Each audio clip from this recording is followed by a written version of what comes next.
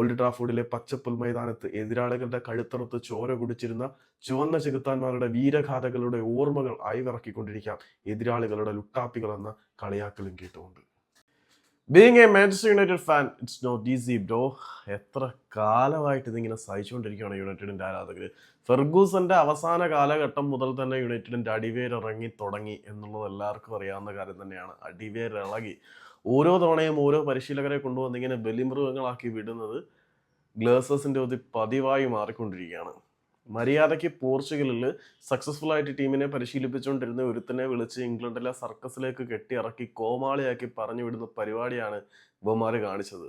ഒലെ ഗുണർ Solskjaer അനുഭവിച്ചതും Ten Hag അനുഭവിച്ചതും പിന്നീട് വന്നു പോയവരെല്ലാവരും അനുഭവിച്ചതും ഇതൊക്കെ തന്നെയാണ്. യുണൈറ്റഡിന്റെ യഥാർത്ഥ പ്രശ്നം എന്താണെന്ന് അറിഞ്ഞു വെച്ചിട്ടും അത് നന്നാക്കാൻ നിൽക്കാത്ത ഈ ഉർവശി ശാപ ഉപകാരമായി എന്ന് പറയുന്നത് കൊണ്ട് തന്നെ ഇത്രയും വലിയ ആരാധക വൃന്ദം ഉള്ളത് തന്നെയാണ് ക്ലബിന്റെ ഏറ്റവും വലിയ പ്രശ്നം. കാരണം യുണൈറ്റഡിൽ ഒരു റീബിൽഡിങ്ങിനുള്ള സമയം ഒരു പരിശീലകനും ഒരിക്കലും ലഭിക്കാൻ പോകുന്നില്ല. കാരണം മാധ്യമങ്ങളുടെ എല്ലാ തവണത്തെയും വിശുദ്ധ പുത്രൻ തന്നെയാണ് മാഞ്ചസ്റ്റർ യുണൈറ്റഡ്. യുണൈറ്റഡിൽ എന്ത് നടന്നാലും അത് വലിയ വാർത്തയാകും. അതുകൊണ്ട് ഒരു പരിശീലകന് വന്ന് സിസ്റ്റത്തിനെ തുടക്കം മുതൽ ഒടുക്കം വരെ പണിഞ്ഞെടുക്കാനുള്ള സമയം യുണൈറ്റഡ് കിട്ടത്തില്ല എന്നുള്ളതാണ് സത്യം. കാരണം ഏത് പരിശീലകനായാലും ഇവിടെ ഒന്ന് സെറ്റാക്കാൻ ടൈം പിടിക്കും. പക്ഷെ ആ ഒരു ടൈം കൊടുക്കാൻ മാഞ്ചസ്റ്റർ യുണൈറ്റഡിന് ഇല്ല. യുണൈറ്റഡിന് കിട്ടുന്ന പ്രഷറിന് അത് അനുവദിക്കത്തില്ല എന്നുള്ളതാണ് സത്യം. ഏത് പരിശീലകൻ ഇവിടെ വന്നിട്ട് എന്ത് കാര്യമാണ്? കുറെ നല്ല പ്ലേയേഴ്സിനെ കൊണ്ടുവരുമായിരിക്കും. ബാക്കപ്പ് പ്ലേയേഴ്സ് ഉണ്ടോ? രണ്ടാം നിര ഉണ്ടോ എന്ന് ചോദിച്ചു കഴിഞ്ഞാൽ ഇല്ല. ഏതെങ്കിലും ഒരു പ്ലെയറിന് പരിക്ക് പറ്റിക്കഴിഞ്ഞാൽ, ഏതെങ്കിലും ഒരു പ്ലെയറിന് നാഷണൽ ടീം ഡ്യൂട്ടി വന്നു കഴിഞ്ഞാൽ തീരാവുന്നതേ ഉള്ളൂ യുണൈറ്റഡിന്റെ അവസ്ഥ.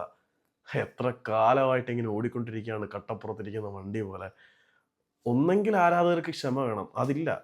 ഇത്തവണ അമോറിം എങ്ങനെ ആത്മവിശ്വാസത്തോടെ ടീമിനെ പരിശീലിപ്പിക്കും എന്നുള്ള ഒരു ചോദ്യചിഹ്നമാണ്. കാരണം 18 മാസമേ തനിക്ക് ഇനി ഇവിടെ അവശേഷിക്കുന്നുള്ളൂ എന്നുള്ള തിരിച്ചറിവ്. ഒരു സിസ്റ്റത്തിനെ മുഴുവൻ റീബിൽഡ് ചെയ്യാനുള്ള സമയമൊന്നും ഒരാൾക്കും ഇവിടെ കിട്ടാൻ പോകുന്നില്ല. ഇൻസ്റ്റന്റ് റിസൾട്ട് എത്ര കാലം യുണൈറ്റഡ് ആഗ്രഹിക്കുന്നോ അത്ര കാലം ബലിമൃഗങ്ങൾ ഇങ്ങനെ വന്നു പൊക്കൊണ്ടേയിരിക്കും. ഇനിയിപ്പോൾ സൗത്ത് ഗേറ്റിനെ കൊണ്ടുവരുമായിരിക്കും. ഇപ്പം ഡാരൻ ഫ്ലെച്ചർ ഇടക്കാല പരിശീലകനായി നിയമിച്ചു.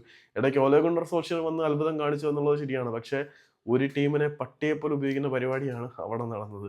ബാക്കപ്പ് പ്ലേയേഴ്സോ ബാക്കപ്പ് യൂണിറ്റോ ഇല്ലാതെ ഒരു സിസ്റ്റത്തിൽ വ്യക്തമായി അഴിച്ചുപണി നടത്താൻ സമയം കൊടുക്കാതെ ഇൻസ്റ്റന്റ് റിസൾട്ടിന് പിന്നാലെ ഓടിക്കൊണ്ടിരിക്കുന്ന കാലം മുഴുവനും മാഞ്ചസ്റ്റർ യുണൈറ്റഡിന്റെ ആരാധകർക്ക് ഓൾഡ് ട്രാഫോർഡിലെ പച്ചപ്പുൽ മൈതാനത്ത് എതിരാളികളുടെ കഴുത്തറുത്ത് ചോര കുടിച്ചിരുന്ന ചുവന്ന ചെകുത്താന്മാരുടെ വീരഗാഥകളുടെ ഓർമ്മകൾ അയവിറക്കിക്കൊണ്ടിരിക്കാം എതിരാളികളുടെ ലുട്ടാപ്പികൾ എന്ന കളിയാക്കലും കേട്ടുകൊണ്ട്.